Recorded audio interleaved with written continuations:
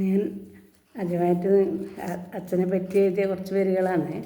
ഇത് നമുക്ക് ഞാൻ വായിച്ചു കേൾപ്പിക്കാം കേട്ടോ.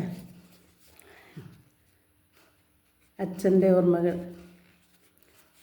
കാലമെത്ര കഴിഞ്ഞു പോയാലും മായാത്ത ഓർമ്മയായി അച്ഛൻ. കാലമെത്ര കടന്നു പോയാലും മായാത്ത ഓർമ്മയായി അച്ഛൻ. ത്യാഗിയായിരുന്നെൻ്റെ അച്ഛൻ, സ്നേഹനിധിയായിരുന്നെൻ്റെ അച്ഛൻ. ത്യാഗിയായിരുന്നെൻ്റെ അച്ഛൻ, സ്നേഹനിധിയായിരുന്നെൻ്റെ അച്ഛൻ.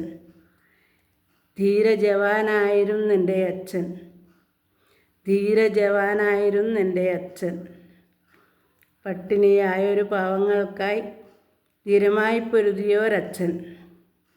പട്ടിണിയായൊരു പാവങ്ങൾക്കായി ധീരമായി പൊരുതിയോരച്ഛൻ. അച്ഛൻ്റെ ജീവനാം പ്രസ്ഥാനത്തെ എന്നും നെഞ്ചോട് തന്നെ ചേർത്ത് വെച്ചു. അച്ഛൻ്റെ ജീവനാം പ്രസ്ഥാനത്തെ എന്നും നെഞ്ചോട് തന്നെ ചേർത്ത് വെച്ചു.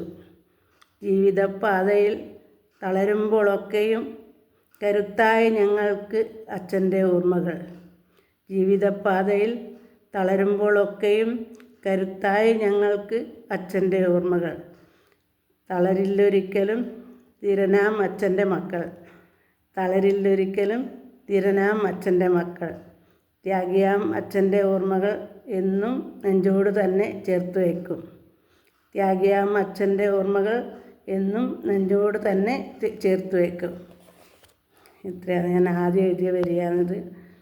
ഇനിയിപ്പം ഒരുപാട് ഞാൻ എഴുതും. അച്ഛനെ പറ്റി കഥയെല്ലാം ഒരുപാട് അച്ഛൻ്റെ കഥകളെല്ലാം എഴുതിയിട്ടുണ്ട്. ഇത്ര വരിക ഞാൻ മുമ്പേ എഴുതിയതാണിത്, ആദ്യം എഴുതിയതാണ്. ഇത് നിങ്ങൾക്കായിട്ട് ഞാൻ എല്ലാവരും ഇത് കേൾക്കണം കേട്ടോ.